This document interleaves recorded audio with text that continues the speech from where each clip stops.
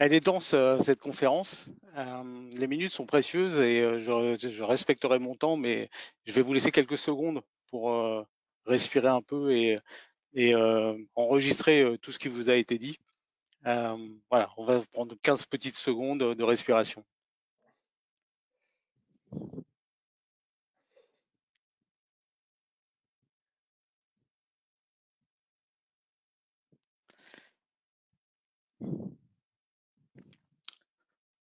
Voilà. Euh, donc, tout ce qu'on vous a dit à présent est parfaitement juste. Mais bon, quel parcours pour sécuriser Office 365. Et donc, j'espère que par ma présentation, ce que je vais vous apporter, c'est non pas des risques, des menaces, des dangers, mais un bout de ciel bleu dans votre activité et dans la problématique de la sécurisation d'Office 365, grâce aux utilisateurs qui peuvent être partie prenante sur un grand nombre des sujets qui ont été abordés. Donc, je suis Daniel Rezlan, je suis l'un des cofondateurs d'IDEXI, et chez IDEXI, c'est un thème qui nous est cher, la place des utilisateurs dans la sécurité. On a travaillé sur ce sujet depuis notre origine, et ce qui nous permet d'être à un poste d'observation assez intéressant. On a des expériences de déploiement, on a la vision évidemment de notre approche, et on est vraiment ravis de partager ces retours d'expérience avec vous.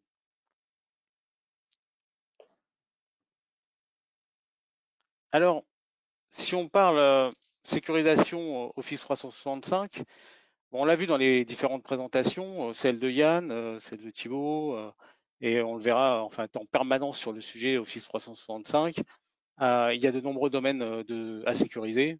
Alors, gestion des identités, gestion de la messagerie, protection globale du tenant, espace collaboratif, les données échangées, pour reprendre ce que nous a présenté Yann, les périphériques utilisés. Et rien que ça, on sait que ça va pas mal occuper. Quand on voit la dernière roadmap qui a été présentée juste avant le dernier slide de Yann, on voit que ça va déjà pas mal occuper pour arriver à contenir en fait l'ensemble des risques et des menaces dans l'environnement 365, qui évidemment, il faut le repréciser, est un outil fantastique pour la productivité et pour les utilisateurs. Et donc, ça fait complètement sens de le déployer d'une part, mais évidemment de le sécuriser d'autre part. Alors, déjà, on voit toutes ces thématiques, donc c'est déjà une grosse charge, et il faut en plus ajouter à ça trois dimensions particulières. Une dimension temporelle, et donc un vrai sujet qui est de s'assurer que ce qui est vrai à un instant T l'est toujours 6 mois plus tard. On le verra plus tard, on le réabordera sur la partie cycle de vie de la donnée. Donc comment m'assurer qu'un partage qui a été fait aujourd'hui, 6 mois plus tard, il est toujours légitime. Il y a aussi une dimension utilisateur, et cette dimension-là est métier. Il faut absolument pas la mettre de côté. Les utilisateurs ont besoin d'utiliser les services qui sont fournis par Microsoft 365 dans le cadre de leur travail, dans le cadre de leurs objectifs, dans le cadre des enjeux, leurs propres enjeux et les enjeux de l'entreprise. Et donc, il va être difficile quand on est à la sécurité de dire bah, ça, je vais le bloquer, et d'un revers de main, non, tu pourras pas faire ça, ou non, tu pourras pas faire ça. Yann a pris l'exemple de dire bah, le OneDrive, c'est le jeu. Bah, très bien, mais si vous dites à vos utilisateurs, bah, à chaque fois que vous voulez partager une donnée, il faut créer un SharePoint, ça peut être compliqué. Et l'utilisateur, quand il a un fichier à partager, il l'a sur son OneDrive, il va vouloir le faire. Donc, il y a vraiment le sujet qui est prendre en compte le besoin de l'utilisateur. Et ça, c'est quelque chose qu'on voit bien dans l'adoption dans Teams, où bon, effectivement, il y a eu la crise sanitaire qui a aidé à cette adoption, mais voilà, on fournit des outils à nos utilisateurs et ils ont envie de les utiliser, et on voit que ça accélère les déploiements, et quand ils les utilisent, ils veulent les utiliser au maximum des capacités. Ce qui m'amène à la troisième dimension complémentaire, qui est la dimension produit, qui a été évoquée aussi par les interventions précédentes. On a Microsoft qui, dans sa stratégie, et c'est tout à fait naturel, va chercher à proposer en permanence les meilleurs services et donc va en permanence faire des évolutions sur son environnement 365. C'est nécessaire pour lui pour être compétitif. Et donc on a d'une part un environnement à sécuriser, identité, accès, données, comme on l'a vu, plus en plus une dimension temporelle, une dimension des utilisateurs qui veulent tout utiliser, et une dimension de Microsoft qui va en rajouter. Et donc, on empile tout ça et on dit, bah, il faut sécuriser ces éléments-là.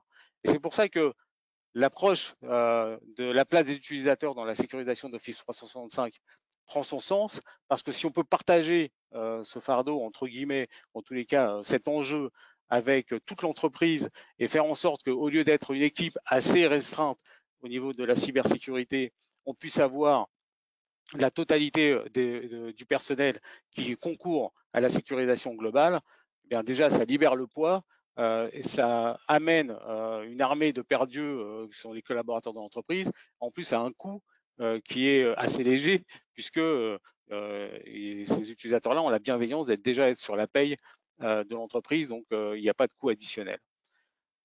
Donc, c'est intéressant, on parle aujourd'hui de la place des utilisateurs dans la sécurisation d'Office 365, mais il faut bien comprendre qu'il y a des éléments de contexte et que tout ça n'arrive pas par hasard.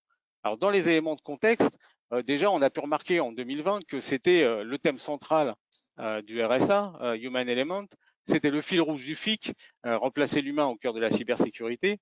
On peut remarquer qu'il y a de nombreux collèges dans les instances cybersécurité qui sont en train de se créer autour du facteur humain, autour de l'utilisateur. Et enfin, on voit que c'est ce qui a été dit dans la présentation de Proofpoint, que les éditeurs eux-mêmes se mettent au sujet de l'utilisateur au centre de leurs produits. Donc ça, c'est un contexte écosystème de la cybersécurité. Mais de l'autre côté, il y a aussi un contexte utilisateur qui est très favorable. Et ça, c'est un point qui est très essentiel et qui est un changement. Ce n'était pas forcément le cas dans les années précédentes. Le collaboratif, le cloud sont deux éléments qui font que les utilisateurs partagent de l'information entre eux et donc ils sont maintenant concernés par ces sujets. On a au sein d'Idexi, on a demandé l'année dernière, en fin d'année dernière, on a lancé une étude IFOP sur les salariés et la sécurité des données, et il en est ressorti des indicateurs extrêmement intéressants. 45% des collaborateurs sont inquiets sur la sécurité de leurs données. Donc déjà, premier signal, c'est qu'ils sont sensibles à ce sujet-là. Pour un sur deux est sensible à ce sujet. Bon, il est inquiet, c'est pas le meilleur indicateur, mais en tous les cas, ça montre cette sensibilité.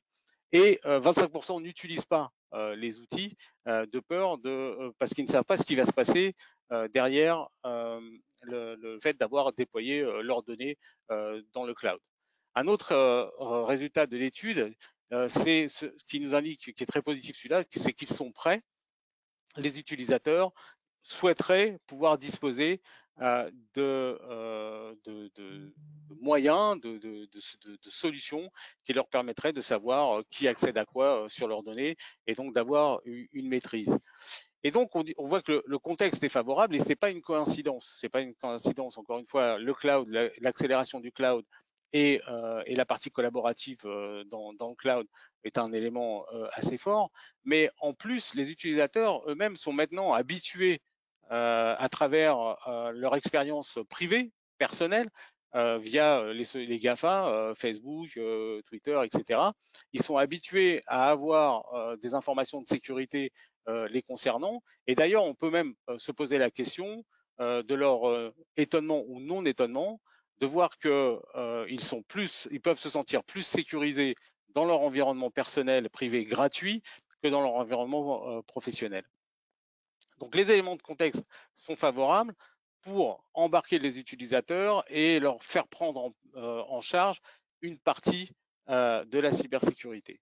Alors, si on ne va pas chercher à déployer des éléments de cybersécurité et à embarquer les utilisateurs dans la totalité des sujets qui ont été évoqués, même si on les prend un par un, on trouvera toujours des éléments dans lesquels ça fait complètement sens. Mais on va illustrer ce point sur deux grandes thématiques qui sont, je pense, des thématiques assez importantes dans la perception de la cybersécurité. Le premier, c'est la maîtrise du cycle de vie de la donnée.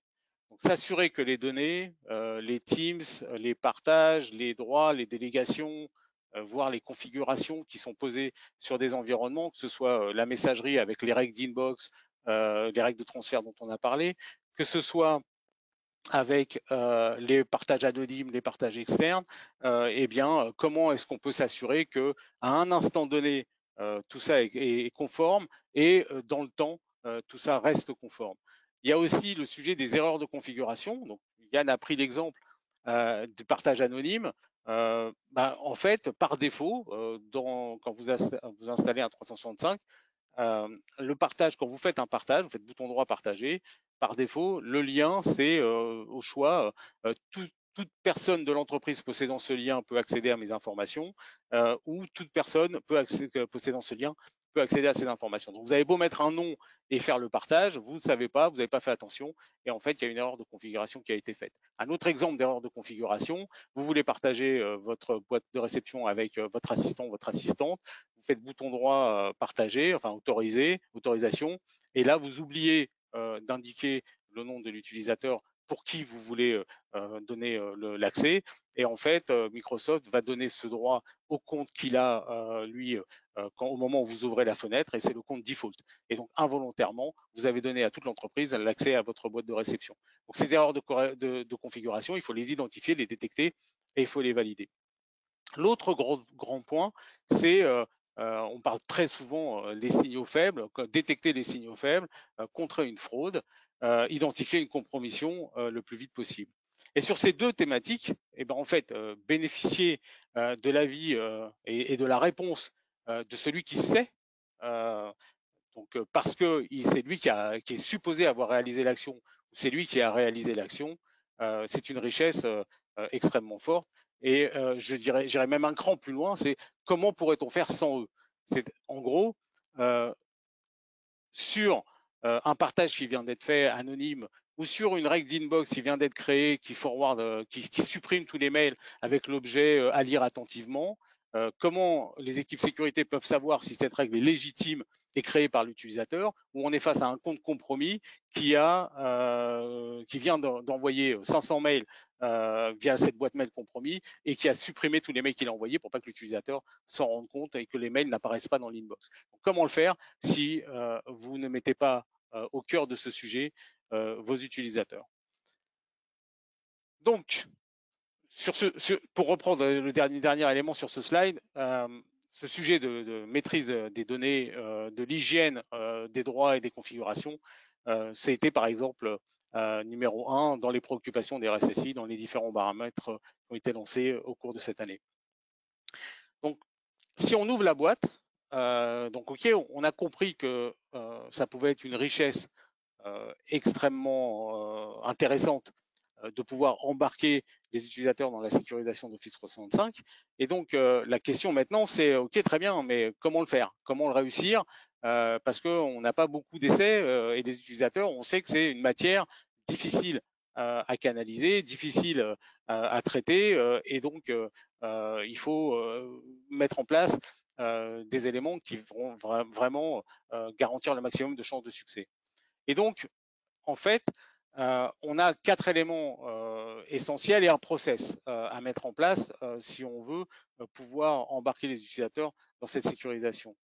Ce qu'il faut être en mesure de savoir faire, donc c'est le premier élément, un des premiers éléments, c'est en fait tout simplement savoir qui fait quoi, qui partage avec quoi, avec qui accède à quoi, quels sont les accès qui ont été faits. Il faut être en mesure de connaître ça et de détecter quand un partage est effectué, s'il est légitime ou malveillant, et idéalement de le détecter en temps réel pour pouvoir remédier le plus vite possible. Il faut aussi être en capacité de faire cette détection, quelle que soit la nature de l'utilisateur. Ça peut être un admin, ça peut être un device, ça peut être une application via hôte, ça peut être d'autres utilisateurs. Et il faut être en mesure de corriger et de remédier le plus vite possible les problèmes qui sont identifiés. Tout ça, évidemment, dans le temps. L'autre point, c'est qu'est-ce que ça nécessite?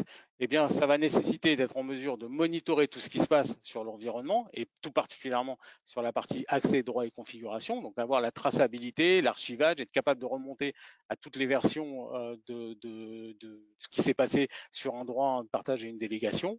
Il faut être capable donc de pouvoir disposer d'un outil qui va permettre de restituer ces informations et être en mesure de distinguer les événements légitimes des fraudes potentielles.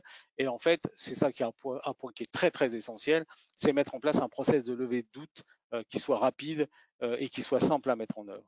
Et donc ça passe par un monitoring personnalisé pour chaque utilisateur pour éviter les faux positifs et être en mesure de pouvoir interroger l'utilisateur que lorsque c'est nécessaire.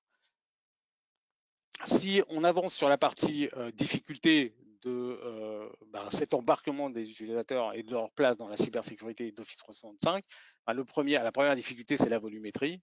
Évidemment, nombre d'users, nombre d'applications, nombre de partages et nombre d'accès qui sont effectués, donc qui sont autant de bruit, puisque 99,99% vont être légitimes pour détecter évidemment les partages qui ne sont pas dans le flux du travail normal des utilisateurs. Dans les difficultés, c'est l'évolution permanente, on en a parlé, et les changements dans le temps.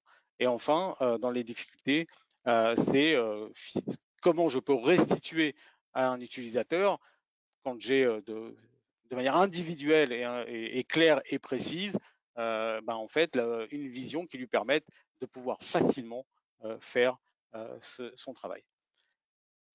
Les facteurs favorables, c'est évidemment la sensibilité des utilisateurs, le contexte favorable dont on a parlé en introduction, les bonnes pratiques d'hygiène qu'on a vues et l'autonomie des équipes sécurité workplace sur la partie suivi.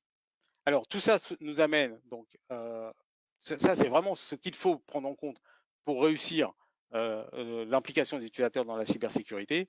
Et tout ça nous amène à, sur le sujet des accès, des partages, des droits et des configurations, à en fait la fourniture d'un dashboard personnalisé, central, c'est un point très important, individuel, central, parce que si on regroupe toutes les informations sur un même endroit et que l'utilisateur peut y aller à la demande quand il a envie ou bien sur sollicitation des équipes sécurité, il va passer et qu'il passe 5 minutes dessus pour valider ces informations, il le fera. Si vous lui dites allez sur votre boîte mail, cliquez là pour regarder vos droits et délégations, allez sur votre OneDrive et cliquez sur la partie partagée et cliquez sur chacun des fichiers partagés pour voir qui y accède.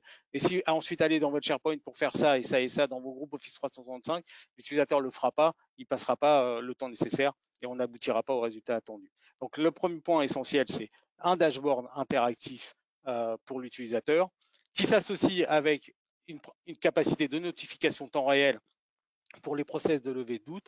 Si on est capable de mettre ça en place, on aura une visibilité, une capacité d'analyse de l'utilisateur et on aura une identification de temps réel des cas et des signaux faibles qui sont des signaux indicateurs d'un compte compromis qui se met à avoir une activité anormale. Donc, une fois qu'on a mis ça en place, j'en ai encore pour à peu près 1 minute 30, une fois qu'on aura mis ça en place, eh bien, l'utilisateur aura la capacité de faire une identification rapide. Et là, il y a 2 cas de figure.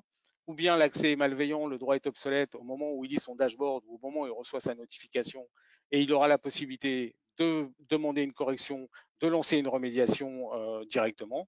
Ou bien l'opération, elle est légitime et le changement est cohérent, et auquel cas l'utilisateur va valider son profil et les équipes sécurité sauront à ce moment-là que à cet instant, le compte et l'ensemble des droits, délégations, partage de cet utilisateur sont bons et sont à jour.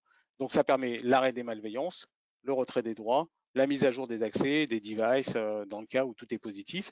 Évidemment, tout ça étant parfaitement monitoré par les équipes sécurité qui ont une vision de tout ce qui se passe et qui savent qui a reçu son dashboard, qui l'a regardé, qui a validé, qui a reporté des alertes et qui sont en capacité de demander à la demande des recertifications de tel et tel sujet. Voilà, j'ai fini sur le sujet et donc je passe la parole à Gérard.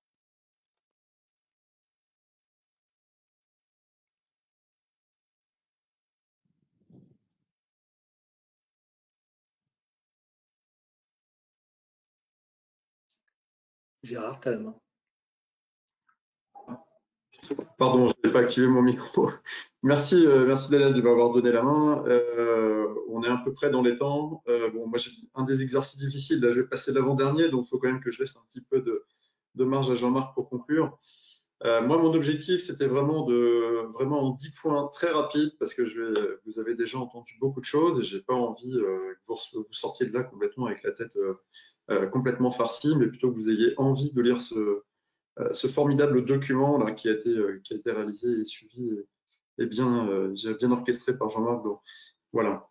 Le point le point aujourd'hui, donc moi, ce qui m'intéressait vraiment, quand je vous disais, c'était la mise en pratique côté vue utilisateur de Office 365. Moi, sur sur ce côté RSSI.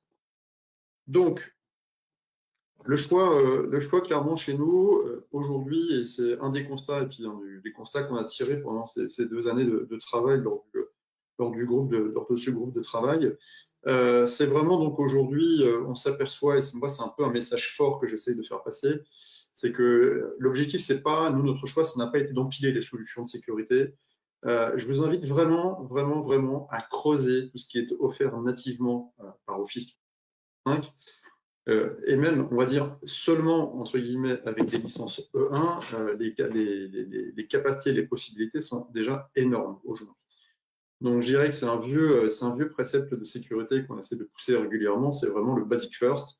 Et vraiment, arrêtons d'enchaîner les solutions, d'empiler les solutions. Commencez par bien configurer Office 365 et vous verrez qu'il y a énormément de possibilités. Vous allez couvrir quand même peut-être des fois 90%, voire 95% de vos risques sans outils tiers.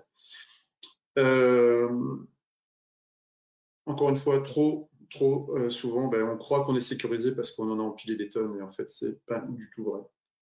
Et ça dure depuis des années.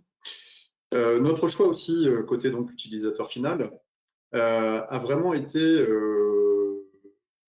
de par l'actualité, vous l'avez vu, hein, peut-être 90-95% des boîtes aujourd'hui qui se font poney et qu'on découvre chaque semaine se font, comme on disait tout à l'heure, aussi bien par de la messagerie.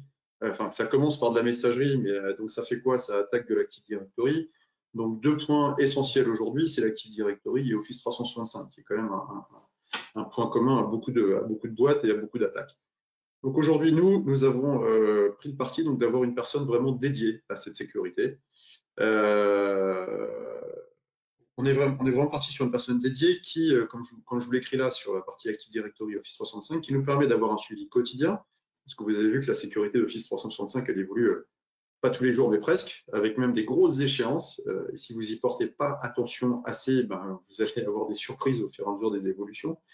Entre les trucs qui étaient fermés par défaut, qui se retrouvent ouverts par défaut, etc., etc. Donc c'est vraiment un point très important. Vous pouvez avoir des surprises, et je sais que certains d'entre nous ont déjà eu des surprises. Également la capacité, et comme on disait aussi précédemment, des self-audits mensuels.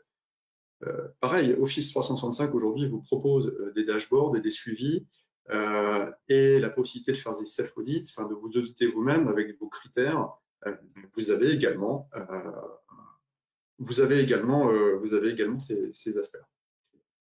Un des autres enseignements qu'on a eu, et aussi qu'on peut avoir d'Office 365, on disait tout à l'heure, ne pas avoir de MFA, c'est compliqué. Donc, nous avons pris le parti de faire et d'appliquer, alors tout ce que je vous dis là, hein, c'est la vraie vie, c'est cette vision utilisateur. Nous avons pris le parti d'activer systématiquement le MFA pour les admins. Ça a été un point, et c'est un point non négociable. Le MFA est devenu obligatoire aussi pour les utilisateurs sensibles. Donc, je vous penserai des gens du COMEX, des gens qui sont sensibles, par exemple des gens qui ont des pouvoirs de signature, des gens qui sont capables de changer des RIB dans des systèmes pour effectivement éviter les arnaques au président, des choses comme ça. Donc là, nous avons fait ce travail-là et nous leur avons imposé de fait l'utilisation du MFA. De plus aussi chez nous maintenant depuis quelques temps, le MFA est devenu un standard. Donc tous les nouveaux collaborateurs aujourd'hui bénéficient du MFA et on est en train de faire un rattrapage pour les existants. Et on voit clairement que quand on commence à analyser nos courbes d'attaque, on voit clairement une baisse du nombre de problèmes en fonction de la progression du déploiement du MFA.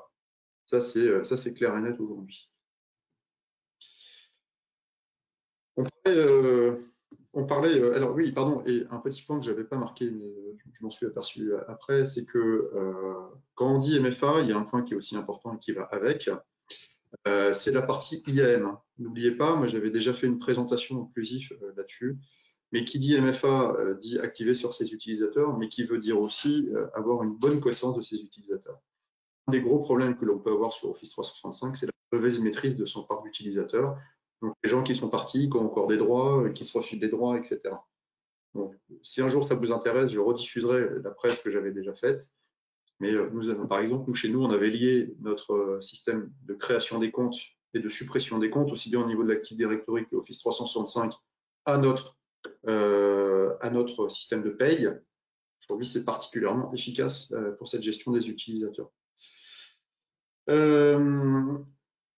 Ensuite, on en a parlé tout à l'heure aussi sur la messagerie. Donc, il avait été parlé tout à l'heure de la mise en place de DKIM, SPF, des marques, etc. Donc, effectivement, tout ça, c'est des points, je pense, aujourd'hui, qui sont quasiment indiscutables, même s'il y a quelques difficultés sur l'implémentation du démarque aujourd'hui.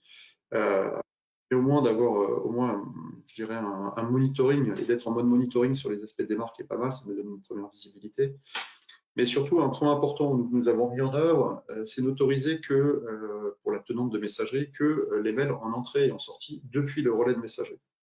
On s'était aperçu, par exemple, et ça c'est un des trucs qu'on a constaté aussi au travers du groupe de travail, on s'est aperçu qu'on était capable d'envoyer des mails aujourd'hui directement d'un tenante depuis Office 365 ou même depuis Azure, directement d'un tenant à l'autre, sans repasser par Internet, donc sans repasser par un relais de messagerie. C'est pas forcément évident de trouver ça au départ parce que quand vous faites vos investigations dans les headers, etc., vous allez tomber directement, enfin vous allez tomber sur des fois sur des adresses IP un peu spatiales. Donc il y a un travail à faire sur un truc qui maintenant est supporté par Microsoft aussi sur ce verrouillage. Je vous encourage vraiment à verrouiller vos tenantes et n'autoriser que les mails reçus depuis en entrée et en sortie depuis vos relais. Un point également qui est capital, c'est au moins l'exploitation de vos logs. Et dans vos logs, avoir la capacité, au niveau de vos SOC, d'aller au moins chercher des événements. Alors, peut-être pas forcément avoir des éléments en temps réel, ça dépendra de comment vous avez configuré votre SOC et quelles sont les capacités de votre SOC. Mais au moins sur les capacités d'investigation, d'être capable de remonter, de faire des use cases assez basiques sur les envois sur les envois en masse de mails, je dirais pour être capable de répercuter au niveau de votre SOC les alertes par défaut qui peuvent être proposées ne serait-ce que par Office 365. Il y a quelque chose de très bien à faire pour le suivi de vos utilisateurs, le suivi des comptes compromis. Et ça, c'est aussi assez simple à faire parce que remonter les logs du tenant vers votre SOC, c'est quelque chose qui est proposé aussi assez nativement.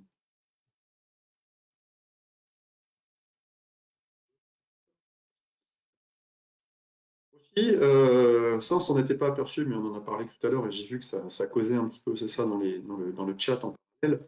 Le truc très important, mais qui va aussi avec la gestion de ses utilisateurs, donc avec la partie IM, mais qui va aussi avec la gestion la mise en place du contrôle sur les chaînes. Aujourd'hui, je pense qu'un des points noirs, de Office 365, c'est la diffusion des informations non contrôlées au travers de tous les shares OneDrive qu'on peut imaginer, OneDrive, puis après les surcouches qu'on peut avoir avec Teams et autres, et les différentes synchros qu'on peut faire avec son explorateur et les différents autres produits. Donc, ne négligez pas ça. Hein. La mise en place des politiques, elle est décrite dans le document que vous aurez à disposition. Et il y a des choses très simples, ne serait-ce que sur le fait de limiter les durées, limiter le nombre de personnes, limiter la volumétrie, ou être capable ne serait-ce que de remonter un événement particulier à votre SOC sur une volumétrie assez importante. Pareil, ça, c'est des choses que vous pouvez paramétrer très facilement. Et je pense qu'aujourd'hui, très clairement, et ça c'est un retour utilisateur, c'est vraiment un des points noirs aujourd'hui, c'est la diffusion et la fuite de données au travers de toutes ces choses. Un point aussi maintenant que nous avons mis en place et que vous trouverez aussi au travers du document. Nous avons eu la chance quelque part dernièrement de pouvoir remettre en place, de faire une sécurisation, une reconstruction de notre Active Directory. Et au passage, on en a profité pour mettre en place des stations de PO, donc les Privileged Access Workstation, quelque chose qui est maintenant aussi même recommandé par l'NCAO. Donc, vous aurez aussi une recommandation dans le guide Office 365, mais nous avons été capables aussi de ce fait de pouvoir pousser des pods d'administration de type T1, donc de tiers 1, aussi sur l'administration d'Office 365. Donc, vous imaginez d'avoir des stations d'administration dédiées avec des admins qui sont bien maîtrisés au niveau des comptes, avec une maîtrise des flux en sortie, plus de l'authentification forte, on arrive à quelque chose d'assez intéressant d'un point de vue sécurité et qui n'est pas forcément complexe à mettre en œuvre. Parce que là, ça ne touche que la population admin. Et donc, je suppose, mais ça c'est aussi un des points qu'il faudra que vous traitiez, je suppose que vous n'avez pas non plus des tonnes et des tonnes et des tonnes d'administrateurs Office 365. Si tel est le cas, je vous invite à les réduire au maximum. Mais donc, de fait, la mise en place des pots est relativement facilitée et vous apporte un niveau de sécurité qui commence à être vraiment très intéressant parce que station dédiée, donc politique de sécurité particulière. Hop. Le stack. Voilà. Et ça, c'est pour conclure, parce qu'effectivement, moi aussi, j'essaie de contribuer au fait qu'il faut qu'on rattrape un petit peu notre temps pour pas trop déborder de notre créneau. Moi, j'insisterai vraiment sur ce dernier slide. N'oubliez pas à un moment donné, et n'oubliez jamais que le guide du Closif, c'est vraiment une approche technique. Je dirais qu'il n'est pas très user-centrique, mais c'est une volonté, c'est normal. Et il ne faudra jamais oublier notre combat de tous les jours, mais on ne cesse de le répéter. Je voulais vraiment le rappeler, c'est vraiment la sensibilisation. On en a parlé précédemment, mais n'hésitez pas à le faire. Ce n'est pas parce que vous avez mis en place toutes les techniques du monde et toutes les sécurisations du monde que vous serez à 100% protégé. C'est pas vrai. La sensibilisation, surtout une sensibilisation particulière pour les administrateurs, c'est quelque chose qui est fondamental. Donc, ne négligez surtout pas ce point, s'il vous plaît. Voilà. Je vais arrêter là, comme ça j'ai pris les 15 minutes là presque. Je vais redonner la parole à Jean-Marc.